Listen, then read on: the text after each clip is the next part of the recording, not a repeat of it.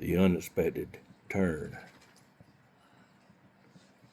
Something inside her shifted, a dissonant note in her body's hidden machinery. At first, it was subtle, a hesitation between one heartbeat and the next, a fraction of silence where there should have been rhythm. She paused in the middle of the room, hand hovering uselessly in the air, trying to remember what she had been about to do. The thought slipped away before it could take shape. She told herself it was nothing.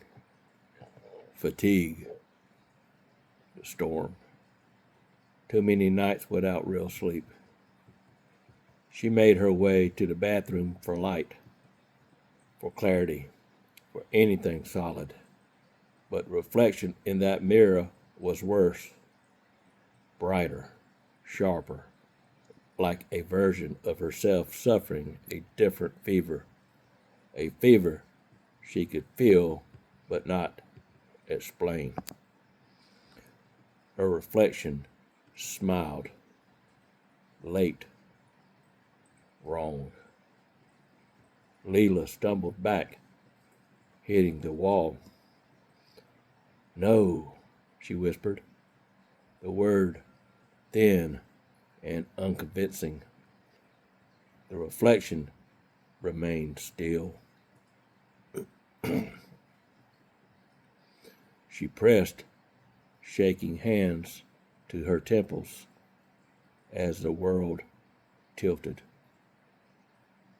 Her breath came in shape, painful burst. Something was happening to her. Not the flu, not exhaustion. Something that twisted the edges of perception and rewrote the rhythm of her senses. The apartment felt unfamiliar now, as if the walls had shifted a few centimeters closer while she wasn't looking. Sounds stretched and compressed, the hum of electricity, the distant siren outside, her own breathing. Each noise arrived half a second too late. The storm screamed outside. The building groaned. She grabbed her coat and tried to leave, but the moment she opened the door, the wind shoved it shut like a hand slamming into wood. She stood frozen. The air behind her shifted. She didn't need to turn around to know the silhouette had returned. Her hand, her skin prickled,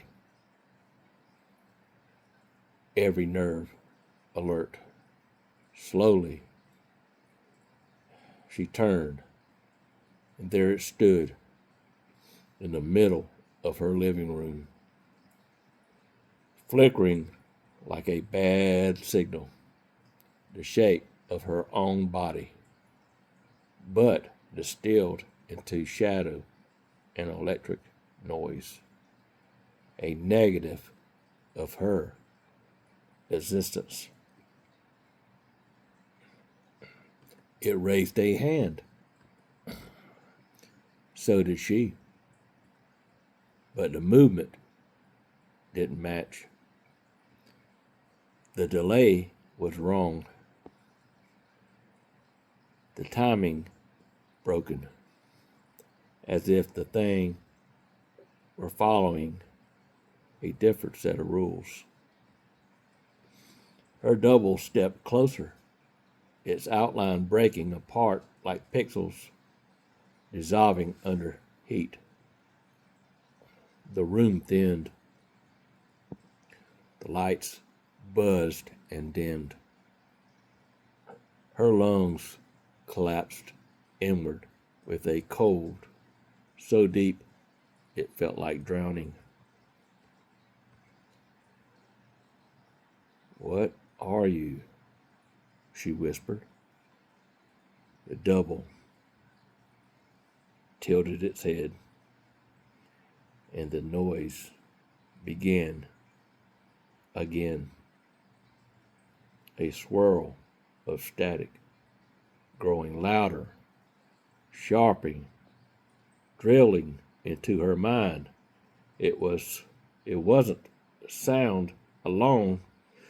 It was pressure, weight, intrusion. Something pushing against the inside of her skull, searching for purchase. Her vision fractured. She saw the city from above, storm clouds spinning in unnatural circles, streets glowing faintly beneath sheets of rain. She saw herself walking through fog, her outline fading, footsteps leaving no trace. She saw the mirror empty, glass reflecting nothing at all. She saw the apartment shaking under the storm's weight, edges blurring like an image losing resolution. She gasped and grabbed the table to steady herself. The wood felt unreal beneath her fingers. Too smooth, too distant. The double stepped forward and its outline sharpened into a grotesque mimicry. Her eyes, her height, her posture, but drained of warmth. The version of her something else wanted. A version without fear, without memory, without her.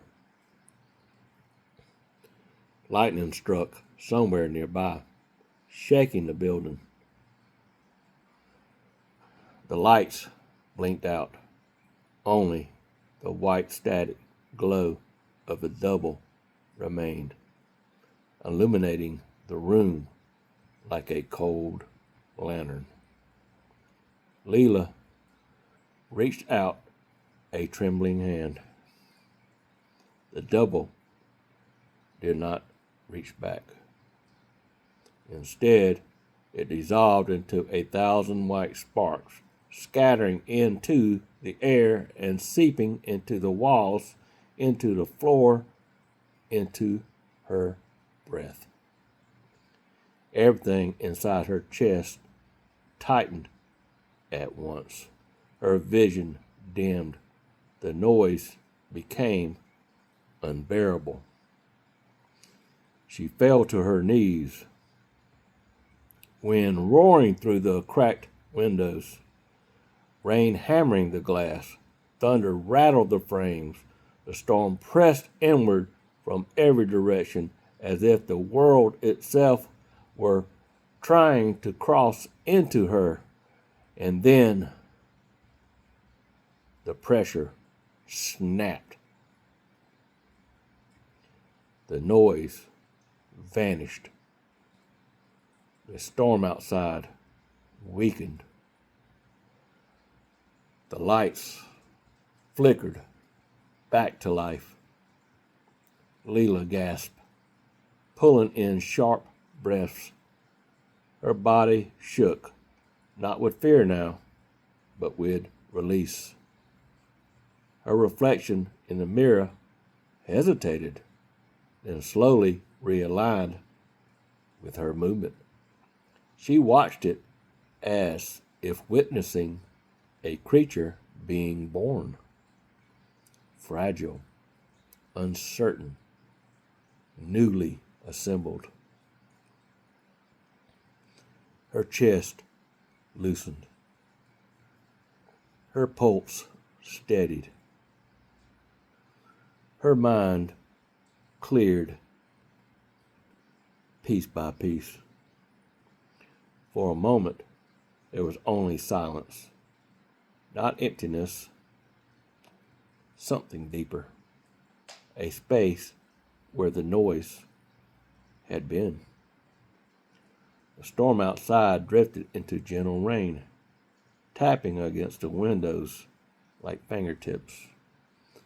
She stood slowly, legs unsteady, but her breath deeper than before. She approached the mirror.